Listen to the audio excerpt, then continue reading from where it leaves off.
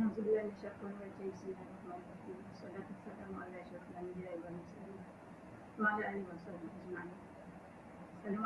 warahmatullahi wabarakatuh and good afternoon. Welcome to the K sharing program organized by UTM-CIAM, and today in collaboration with Ibnu Sina Institute for Scientific and Industrial Research ICC, and we are both here from Department of Mathematical Sciences, Fakulti Sains, and at the same time also represent UTM Center for Industrial and Applied Mathematics, UTM-CIAM, which is one of the research center under ICC. Okay, our topic today is from stochastic process to uncertainty quantification. Right. To begin with, let me introduce to you our speaker, Associate Professor Dr. ARIFAH BAHAR. Dr. ARIFAH is an Associate Professor at the Department of Mathematical Sciences, Fakulti Sains. She obtained her Bachelor of Science in Mathematics, Statistics and Operational Research from the University of Manchester, Master of Statistics from Universiti Kebangsaan Malaysia, UTM, PhD in Stochastic Dynamics by University of Strathclyde, UK. Correct, right? She is currently the Director of UTM Center for Industrial and Applied Mathematics, UTM-CIAM, my boss actually. Your friend. A council member of Malaysia Institute of Statistics and editor-in-chief Mathematica, Malaysian Journal of Industrial and Applied Mathematics. Right, if we look at our title today, from stochastic process to uncertainty quantification. So I believe that all the audience out there would like to know, okay, what is uncertainty quantification? Please, Dr. Okay, thank you very much, Dr. ZAITON, for a very kind introduction, and welcome to all. And I also would like to acknowledge the collaboration between Ibnu Sina Institute for Scientific and Industrial Research together with UTM Library, PRZS, for giving me this opportunity to explain from my very limited knowledge, piece of knowledge about uncertainty quantification. Okay, the meaning or the definition that I'm going to say later on is not cover all, but at least from a limited knowledge that I have, and also some experience from what I have learned before, and also with our experience nowadays. And also we are in the age of Industrial Revolution 4.0, and we're also in the midst of the natural disaster that is happening around us, and my deepest condolence for all the victims of our flood. And we Malaysian was so blessed, and because of the connection that we as a Malaysian, when this thing happened, we help each other. That is something that not easy to be quantified. The value of our Malaysian citizen. Congratulations. And yes, I'm going to elaborate or at least explain what is the meaning of uncertainty first before we can go to uncertainty quantification. Uncertainty is a situation in which something is not known or something that is not known or certain. A situation and something. That is from Cambridge Dictionary. And from Collins English Dictionary, it's a state of doubt about the future or about what is the right thing to do. And also from Science News for Students, a range of how much measurements of something are predicted to vary around an already measured value.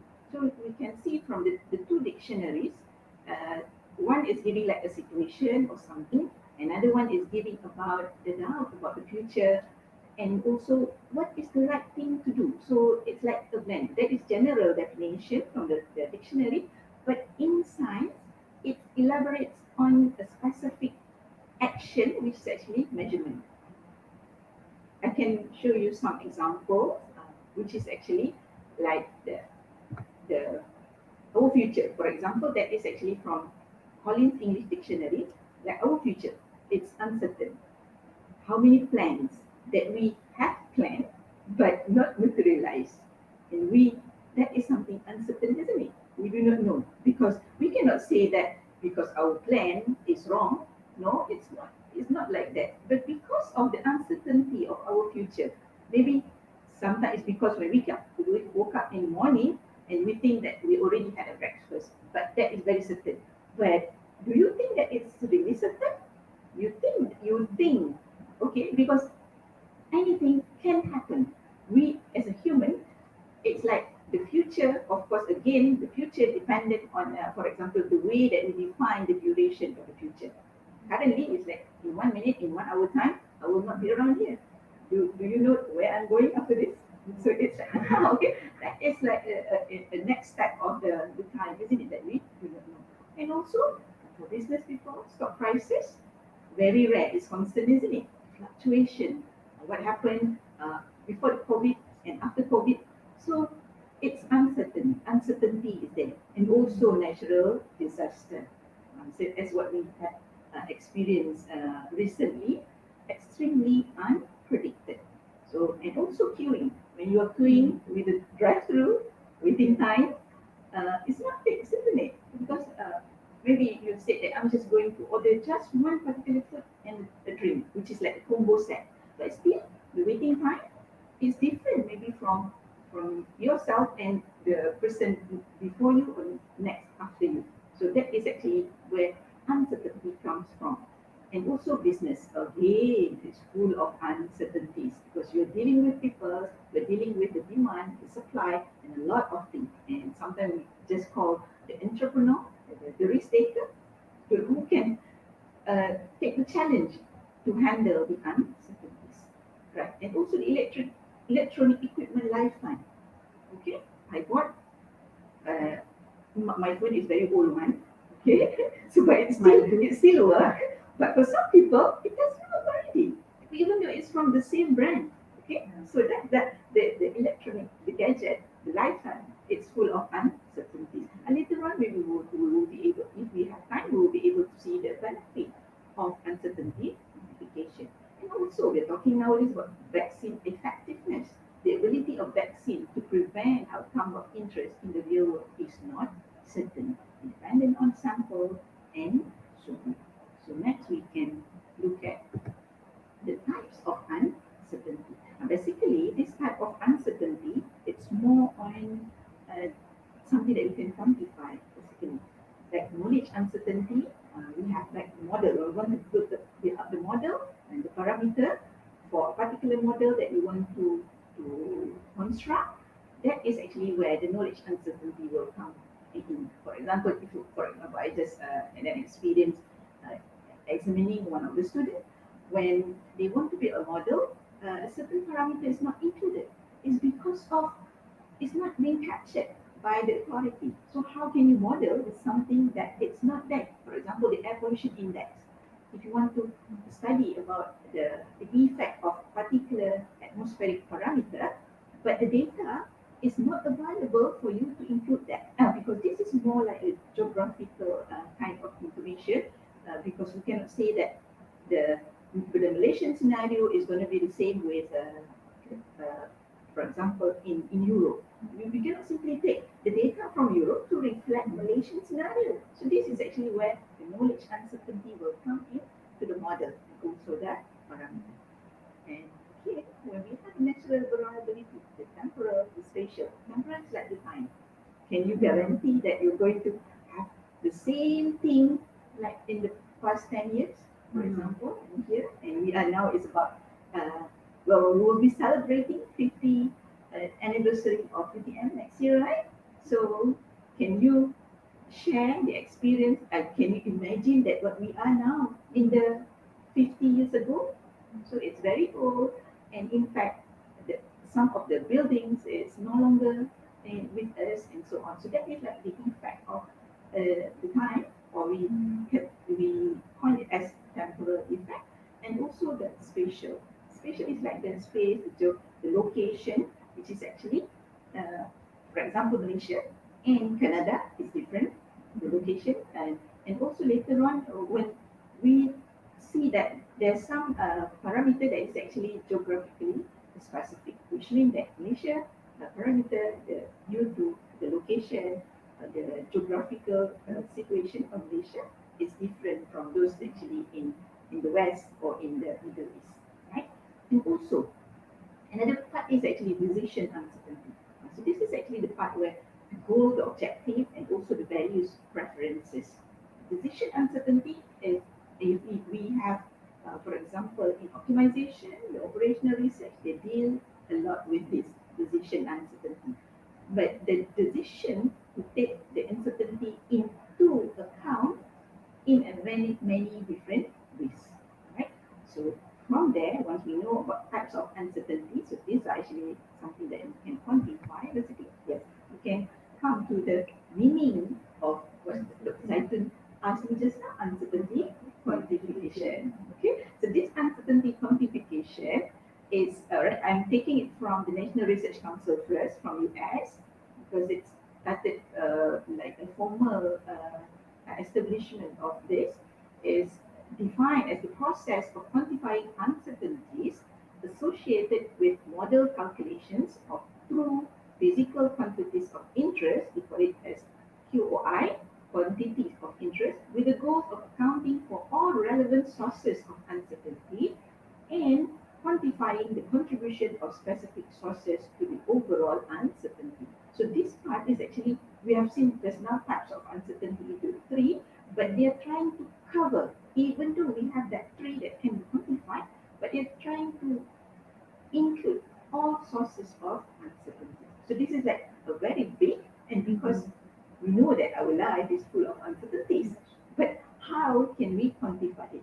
Basically from what we call just now the types of uncertainties, but we would like to include those actually, we can say that qualitatively on the uncertainty.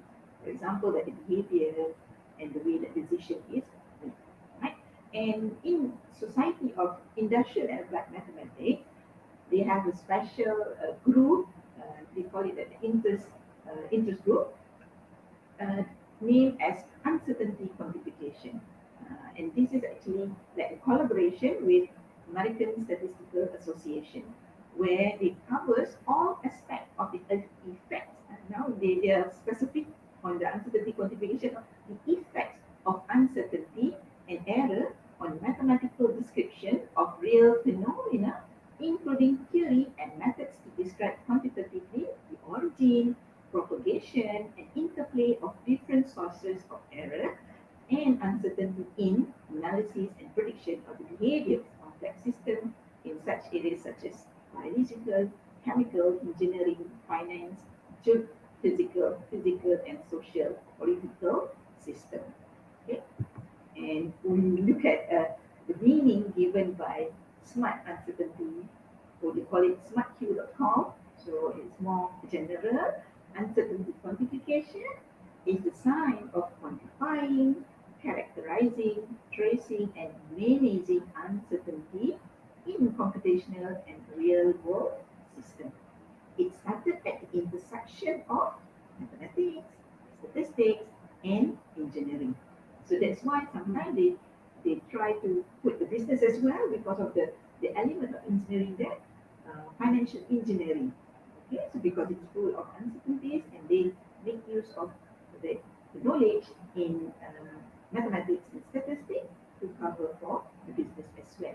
And for Wiki, same with this, put it as the science of quantitative characterization and reduction of uncertainties in both computational and real-world application. It tries to determine how likely certain outcomes are if some aspects of the system are not exactly known. Right? Then we can look at sources of uncertainty associated with outcomes. So over here, We have seen types of uncertainty just now. So this is actually what is uncertainty associated with the outcome of those three types just now. So we have the errors and approximation in input data measurement. So this is like in science, they have that. If you want to measure something, they need the equipment. So then from there, the errors and approximation in input data measurement need to be included if you want to quantify it. And also parameter values. Parameter values, and this from the model, and also the model structure itself, and model solution algorithm. All these are uncertainty associated with outcome. So from here, what we want to know is actually, in the end, we should be able to quantify each type, whatever uncertainty that we have. And then from there, and the outcome should be associated with that error.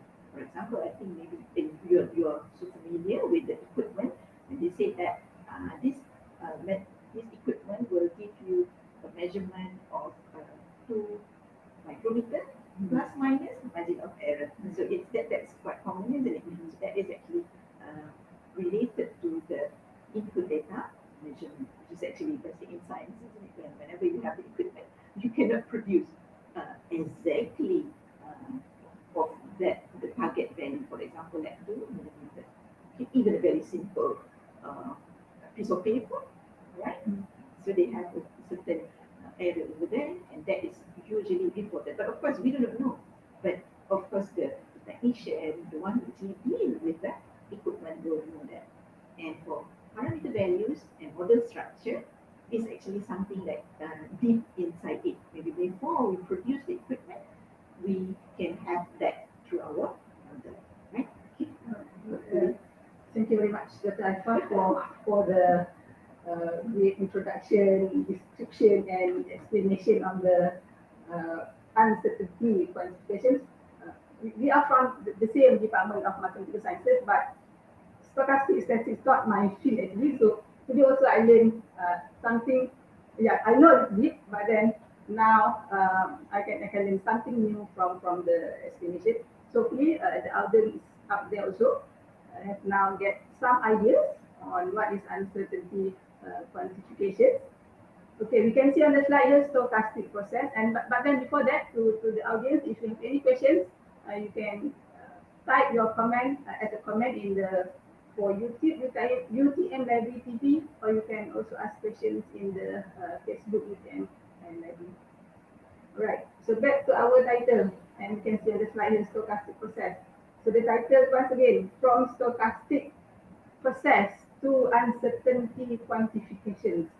So now let's learn and then listen the description or the explanation on what aku pula lah ni what is stochastic process. Jangan takut. Jangan takut Jangan takut. This is actually the place where we are going to learn together. Yeah. Okay, so this, for this stochastic process, I will go through.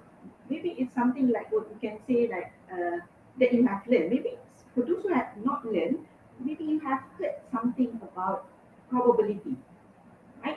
And when usually we can give an example when we want to go for an operation, the doctor will say like, oh, okay, don't worry, this operation has a successful rate of like 90%. So if you have that kind of information, the doctor said 90%, oh, okay. So you're quite confident, isn't it? Quite confident to go through the operation because of like the chances is very high. Okay, so how the doctor can give you that kind of chance? That is uncertainty. Yeah, that's part of the uncertainty quantification. But we're going to see that we have two parts where sometimes when the doctor gives it the chance, it's through the expert one thing, another one is through the data itself, right?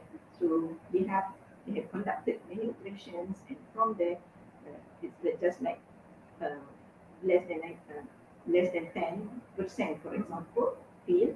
So that's why they can say that this 90% is actually successful. So from there, it's you know the output, right? The chance, but behind it, okay, that's something for the scientists it is important for us, or it's like a must for all scientists to learn statistics, isn't it? Yeah. Okay, so for scientists, when they introduce about the statistic, they will be introduced about the probability axiom. And that probability axiom is like, okay, for an event, your lecturer will say that, remember that probability of any event cannot be less than zero. So we write it like the first one. For any event A, the probability of A is greater than or equals to zero. But of course, the explanation from the lecturer will say that never ever give a probability less than zero. If it is less than zero, it means strong. You have to check your calculation. All right.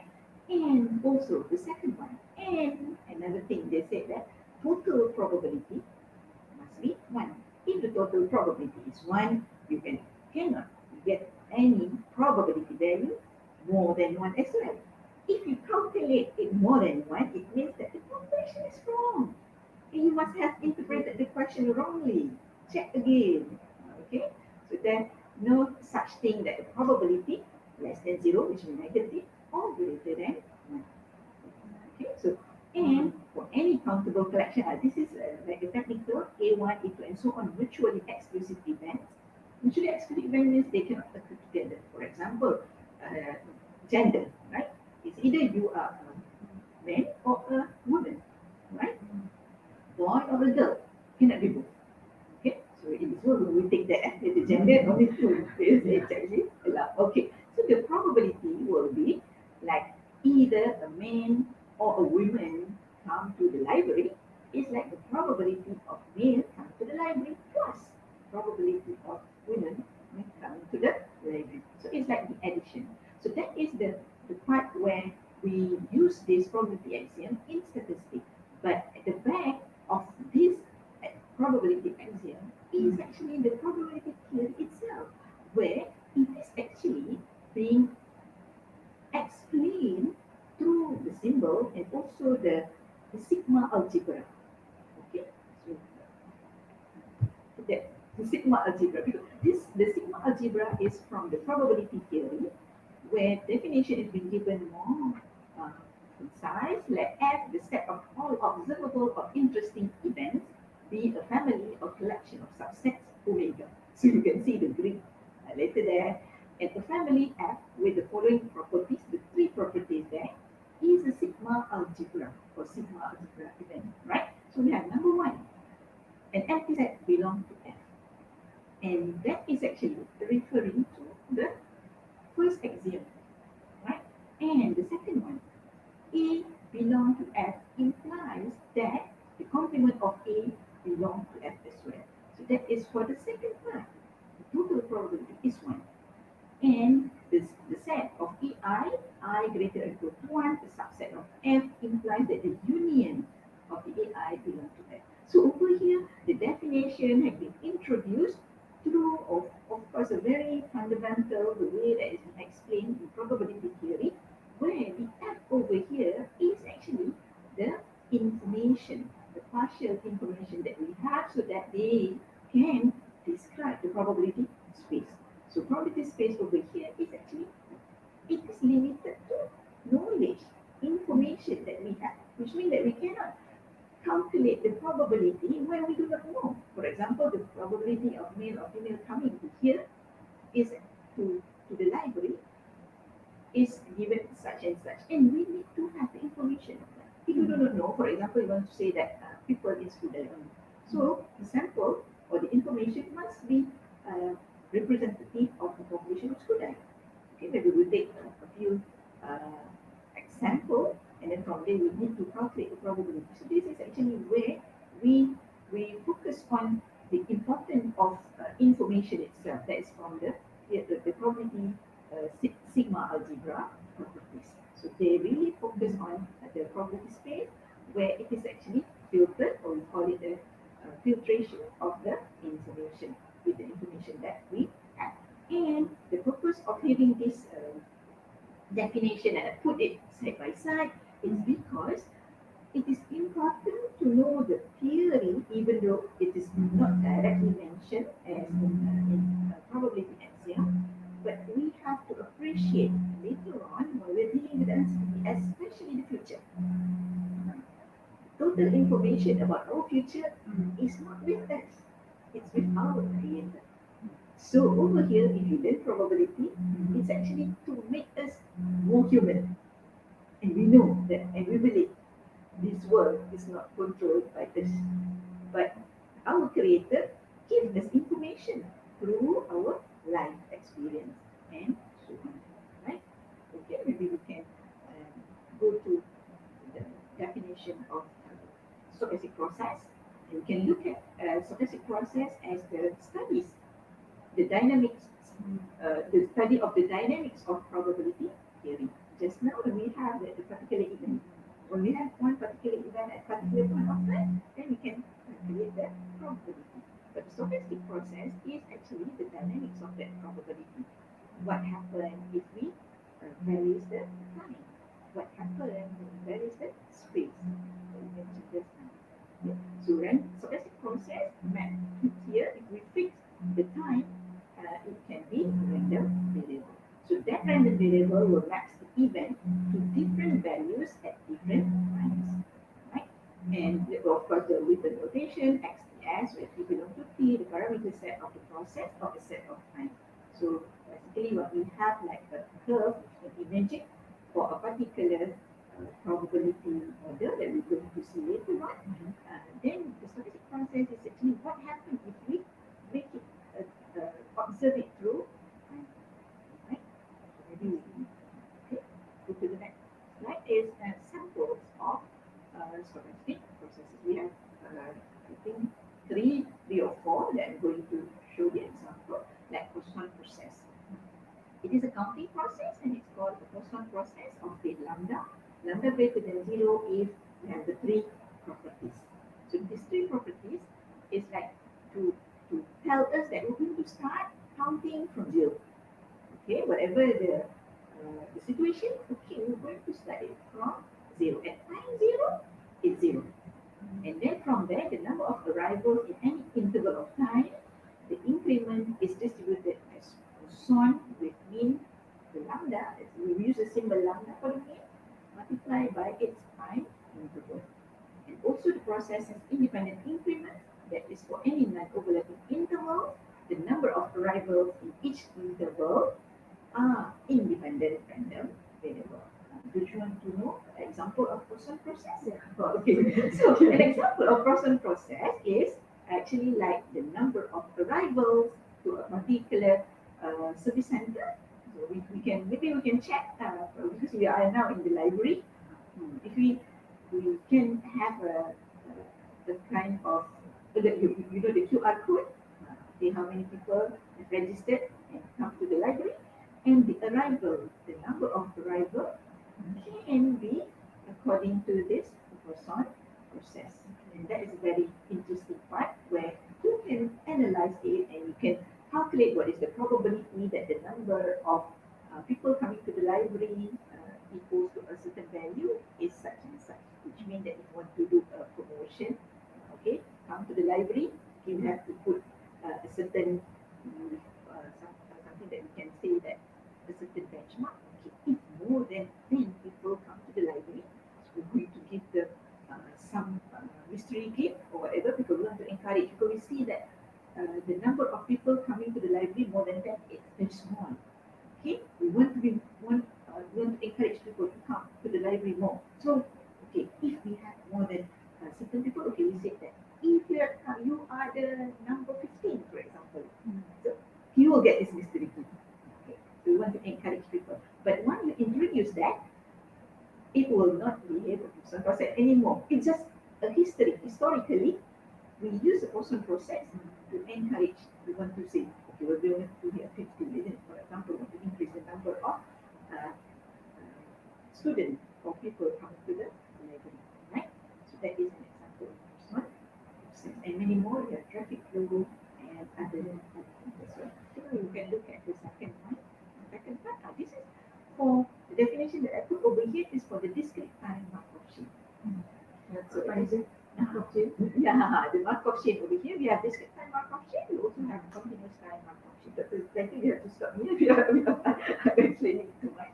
Okay, so over here, For discrete time Markov chain, the time is discrete.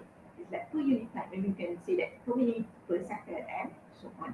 And the discrete time Markov chain, we use the symbol set there. Xn given that n equals 0 to indicate that the subscript there is actually the time. Unit time is discrete. It's a discrete time, discrete value, random sequence such that x0, x1, and so on. The next random variable xn plus 1 depends only on xn, which can be described by the given transition probability. So this part, we know that the sequence is already the x0, x1, and so on, isn't it, until xn. But the next state that a particular system will be xn plus 1 only depend on xn. So this is, we can say something like a general Markov process. It's like as if like it gets its history. It's only whatever in the current, the xn, to determine the future. So it's like in life, we are only going to reflect all our history. We learn through our history, and we're going to put that information into our current situation, which is now, today, for example, and our next decision, or our decision for the future, is only dependent on our current situation. So like we want to move on, but the history is not just let bygone be bygone. We will learn that, and that learning information, learning and also the information part is actually embedded or already absorbed in our current life or today's life, right? So that is what the discrete time Markov chain and general Markov process. The example can be like the branching processes. Like the branching process is another term that we use in discrete time Markov chain. If you have a family, like family tree, for example, basically in Malay, we don't have family name, isn't it? Family, but we have a family tree, which means that we will consider that our, let's say we will start, okay, let's say we start our generation with our grandfather, because I think many of you do not know your grandfather. Okay, so we can start that our grandfather as single, that we call single, and then from there we have our uncles and our father or our mother, right? And then from there we want to our generation. How are we going to study that? So you can see that the generation of your grandfather, the generation of your parents is actually dependent on your grandfather, isn't it? And then your generation with your cousin is actually dependent on your uncles and your aunties and also your parents, right? So that is actually, it doesn't matter whether if your grandfather already married a very fertile woman, it doesn't matter, but it will dependent on your uncle and your auntie's fertility rate, basically you can say that. So which means that it depended on that generation for the second generation, and from there you can learn, and for those who actually in marketing, you know who is actually having a very big family, and so that is an example of the discrete time Markov chain and branching process. I like this discrete time Markov chain.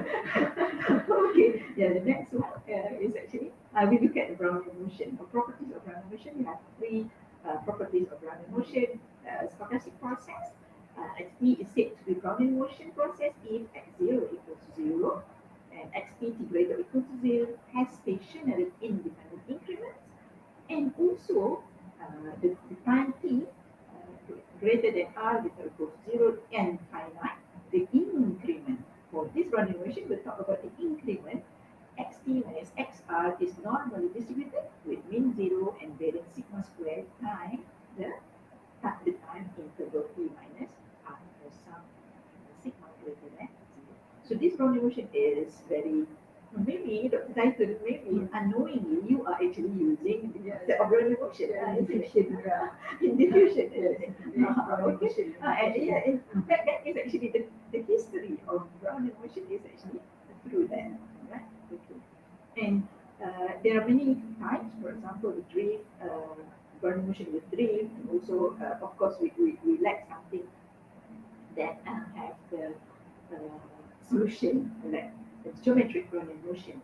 The geometric Brownian motion is actually a special case where it has a solution. It's very easy, and because we use it, we can check later on. ZAITON now, I'll take the ZAITON example for my stochastic class later on. Right. Okay. So yes, thank you. And for the stochastic differential equation, this is actually again ZAITON is so familiar with the ODE, and she's the expert in ODE, PDE as well.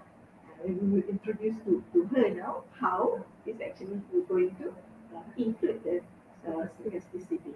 We call it stochastic here, but it's actually through uncertainty. This is an example from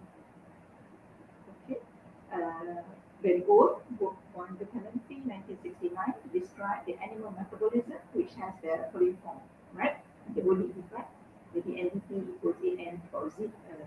Zeta minus dn to the power zeta, and a specific example when the zeta equals 1, which gives a very simple form, Z1, an minus dn to the power of s plus 1. Right. Now, when we want to introduce the uncertainty, okay, so you have the A and the B, right? It's A. Okay, I'll just make sure that it's quick. Okay, the animal catabolism and anabolism, and also catabolism. So from E, over here, looks like you're dealing with the constant, right? E that animal anabolism is actually we include the uncertainty, for example, the way that it's spread and so on, the growth and the spike there, maybe the way that it's split and so on. With the uncertainty, and again over here we introduce the Brownian motion, then it becomes the estimate, the stochastic differential equation. Now you have the NDT, but with the dw, that is actually the Brownian motion. Okay. Do we have time to explain? You still have few more slides to do, right? Okay. Let's look at so okay. So now this is like the part where we say that the workflow of the page, isn't it? Because we are going from stochastic process to uncertainty quantification. So the audience now understand what is stochastic process and then the uncertainty quantification. So now we would like to link bridge the two. Yes. From stochastic process to uncertainty quantification. Thank you. So this is actually where we're going to see. This is like the platform to transfer the knowledge. Generally, I put that the knowledge from the stochastic process to industrial application. You know that the industrial application, there's a lot of industrial application and full of uncertainties. So this is actually the part where the uncertainty quantification plays such a very important role for them. And over here, the platform that we have is actually the synergistic collaboration or collaborative synergistic effort that we have between UTM, the center, the research center, Center for Industrial Applied Mathematics, and MyHim Solution LLP. MyHim Solution LLP is a business entity. So we work together because it's like a kind of a brainchild where the research center proposing this formation of MyHim Solution LLP, Limited Liability Partnership, and we got that permission to run or to establish MyHim Solution LLP through our top management. Yeah? And because we realize we need that bridge. When UTM-CIAM focusing on the research only, even though the name is actually Industrial Applied Mathematics, but the business will only say that that is something not yet enough for them to understand or to take it as a product. Because when you as a business, you need to know what's the product that you're selling. And we at the academic side will say that, hey, this will give you a lot of information, can improve your industrial process and so on. But they say how? So, and we don't want to spend much if you don't know that we're going to increase our revenue or not. So that is the part, the business side. They're so focused on ensuring the profit, right? So when we have this, so we learn this through time as well. And the academic engagement, okay, let UTM-CIAM handle it. And for the industry engagement, let MyHim Solution LLP do it. Okay. Okay, so here are our people at UTM Center for Industrial Mathematics. So maybe we have over here our Dr. ZAITON with the expertise in applied mathematics and also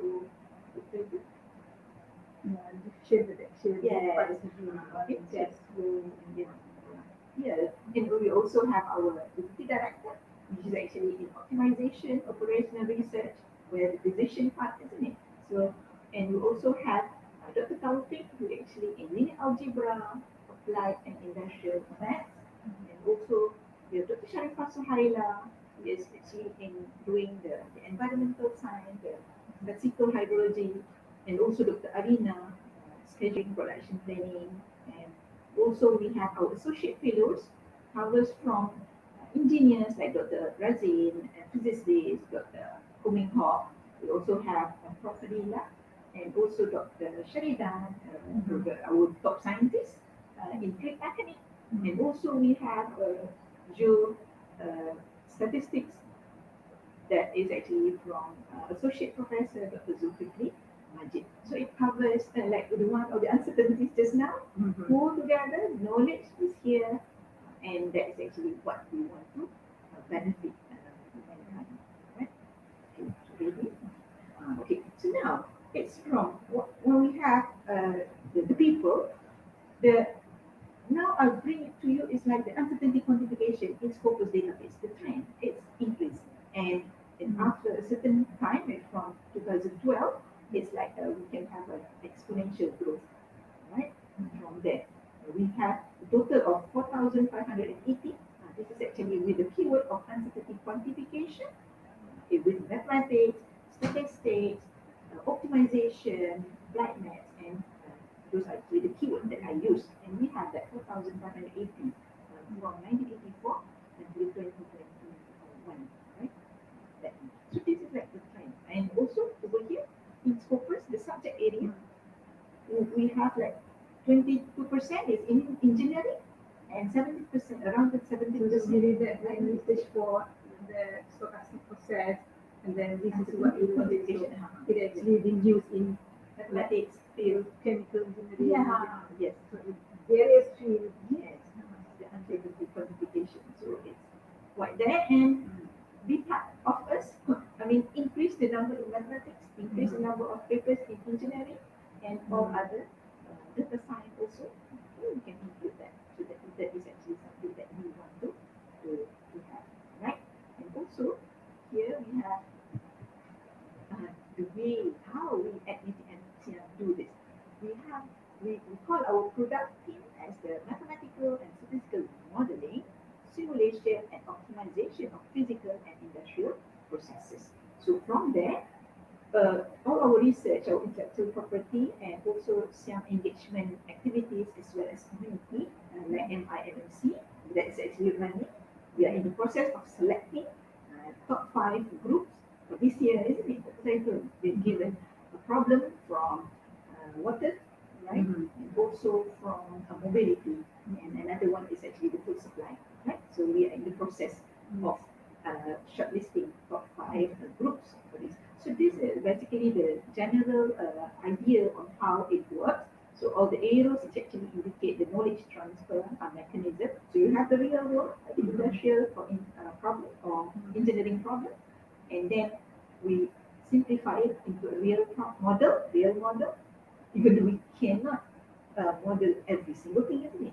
But when we do a real model, if we put some assumptions that appropriately according to again the uncertainties that we want to handle, and then from there we have the mathematical and statistical model, and then we're going to check that with the mathematical theory and so on to complete it later on when we have the prediction and profitability of commercialization and application. Then from there we will be able to tell our industry later on that at the end there whether it's profitable or not. So then for the industry, is it profitable or is it how much I have to invest?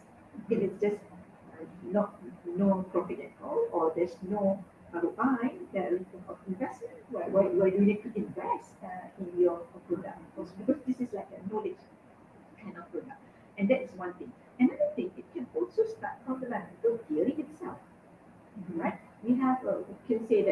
information theory, distribution theory.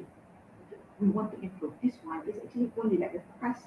Our forecast model is like less than 20%. Then the people say that we can't afford to have up to that only, but the error is about 20%. So we want to improve.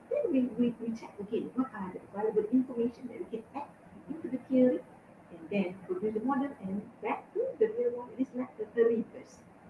Okay, so that is another thing. But over here, generally we will start from the real problem. It's through our research, it's an engagement, and also the study group that we introduce. Right? Okay. So now do I have time to explain this? Yeah, quick one maybe. Okay, now a quick one. So I just explained that this is basically the papers that we have on stochastic, and also which means that we have to stochastic. We started with the delay. So when the delay is 0, we can get the stochastic differential equation, and from there we improve on the numerical part. So which is actually the formats of Euler-MADYA, two-stage stochastic branch kata. So you use that stochastic in Vertera. Yeah. Oh, I see. Okay, so again, Yeah, so I know that. Okay. We have another method to solve that same Vertera. So this one using stochastic. Okay, so and then there is numerical part. That is from Dr. Nurhayati, and Dr. Haliza is actually dealing with the estimation. Again, we can see just now the A and the B. We're going to estimate it in the real problem, isn't it? So Dr. Haliza is actually producing that paper. And also we have the groundwater part, Dr. Shaima, modeling contaminant transport for pumping well in riverbank filtration. This is actually where we say that the key later on, the uncertainties is actually still being averaged out, right? Not yet being introduced as before that we have a stochastic differential equation. So I think we just go through here just how all papers, selected papers from our people at UTM-CIAM, right? And we have this as well. Just I'm sorry that we don't really have time to go through all. Okay, next, also next we go to the research part as well. Okay. Yeah, many. Yeah. I mean, we are providing people with all this information or technique, model, and methods, so that we can have a go with that, and very interesting. Okay. And next, we can have the research part. Okay, next. Oh, so many. So many. Please take all this. Take the benefit of this. Learn. I'm very excited with this stochastic process. Yes. Okay. Here. So these are the fundamental research that we have. Also, like the game theory decision model. So this is like a model. We can have it include the uncertainty, or how is that uncertainty is being averaged out so that we can deterministic, right? And the new model on daily incidents using generalized geographically weighted regression. So this part still seems like very foreign for us, but it's actually how a particular sources of uncertainty being quantified and input into the model. And also next I will just go through, because I want to show the example. We have research. So we have, if you can go through time or only one example or two, I just very briefly. The example problem over here is like the optimizing or refinery management. Right? So the origin of this problem is actually through engagement with industry. We actually asking the industry to pose a problem to us so that we can bring it to our study group. And one of the company came in and described that they are facing at that time oil price drop, and the actual price was too far from the forecast. So they are actually experiencing loss. And then from there, we try to look at the problem with the oil price, and from there we check for the sources of uncertainties, which is actually the oil prices as the supply. So, and then also the finished product as the demand. So if this does not match, surely they will have a forecast error. So much of the forecast error. It's not because of the model, but the way that they handle the uncertainty. Maybe they just assuming like a trend, an increasing trend. So from there, of course, when they have a drop, they as if like it is unpredictable. Right? So next, I just show you the flow. Okay. So from there, I just named this flow as the uncertainty quantification in action, which is actually in that problem. So we have like in order to have to quantify the uncertainties until the end, so that we can check that if you use this model, you are actually save a lot of money, and you can in fact find your optimal profit. So we can maybe from that flow we can say that we have like three modules. Like the first module is actually quantify the oil prices just now. We use a good model that really mimic the situation, okay, that represent the situation. And then the second one is actually to prepare for the decision. How much product combination that we want to have for the finished product because of the demand. And we're going to check whether to have a particular demand, is it okay to produce more than the demand, or is it a little bit of penalty for it. So that second part is actually for the scenario 3. But this scenario 3 is actually dependent on the uncertainty quantification, which is actually we call it a probabilistic scenario 3, based on the geometric running motion of the oil prices. An example, right? From there, then we have that scenario 3, and we combine it with the combination of the finished product. So on. And then we will calculate the optimal profit that we can have. Right? So this is just an example 1. And example 2 is groundwater modeling in geography, the sources of uncertainty like hydraulic conductivity, geographical structures, and so on. So the origin, this one is actually through engagement with research agency through this MISD as well. And the problem is the time they said that the riverbank filtration, guessing the location to drill the well where the clean water can be extracted. Right? Okay, so this is just the framework of the uncertainty quantification in action, where we have that the equation that involve the porosity, the density, and so on. Right? Okay. So as a take-home messages, okay, awareness of uncertainties that can be measured quantitatively. So I hope that I bring the awareness. At least I can see my moderator now with chill. Yeah. Awareness of uncertainty that can be measured quantitatively. Identification of uncertainties requires deep domain knowledge. Yes, we need to work with the industry, we need to work with the engineers and many other people that involved with the industrial application. And also quantification of the uncertainties involved mathematical and statistical analysis, plus you really need that critical thinking. Critical thinking means do not criticize all the models, but it is actually how to use it, find ways on how to use all the techniques. Yeah. And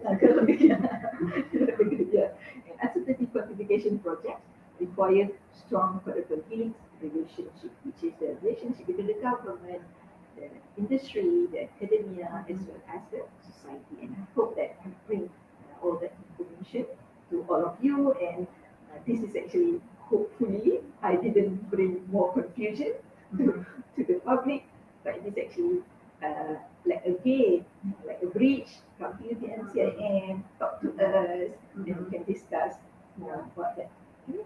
Mostly, so we from stochastic process to uncertainty quantification at UTM-CIAM. So this is like really, yeah, okay, come and join us. Okay, the industrial and applied mathematics as the fundamental knowledge in quantifying uncertainties and the curriculum units of mathematical modeling is something that we want to promote. So we are inviting everybody to be part of us. Right?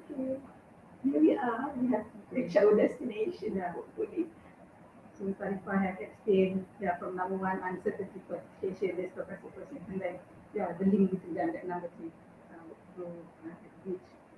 So that's the end of the slide, I believe.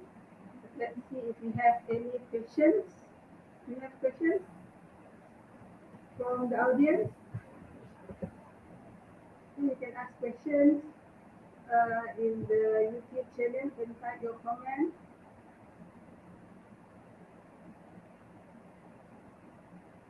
No, not related. Increase the insight and knowledge.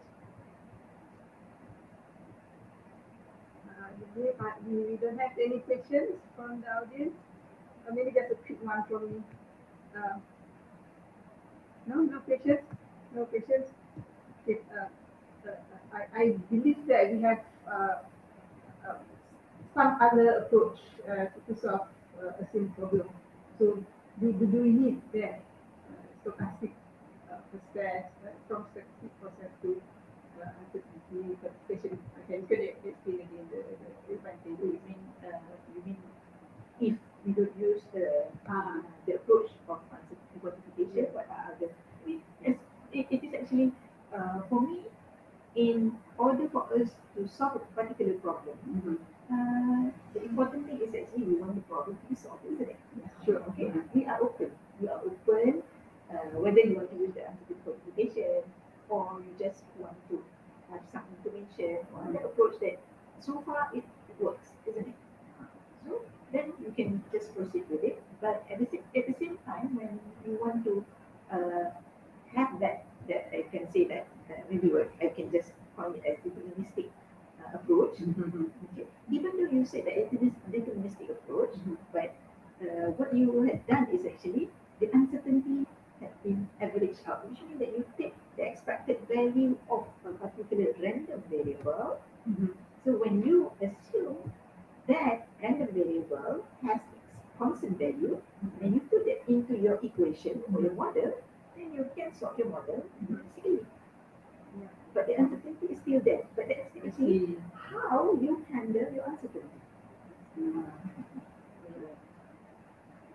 Is there any restriction where you can use uncertainty? Oh, where to go? Okay. So, again, uncertainty itself is so uncertain. So I don't really have an exact answer for your question. So, but any model, as we said just now, as you can see the workflow, it's full of uncertainties. And the way that we want to use mathematics or statistics is actually we have to have like a condition to make sure that this is the knowledge that we have, or this is at the moment we only have this knowledge. So then from there we construct the this is actually back to the whole definition of the probability theory just now, between the probability axiom and the sigma algebra. So we put that. Yeah, ladies and gentlemen, I think we have come to the end of the case sharing section for today. So I really hope that all of you out there enjoy the program, and hopefully you have gained some useful information to take home. Thank you everyone for your attention. Assalamualaikum warahmatullahi wabarakatuh.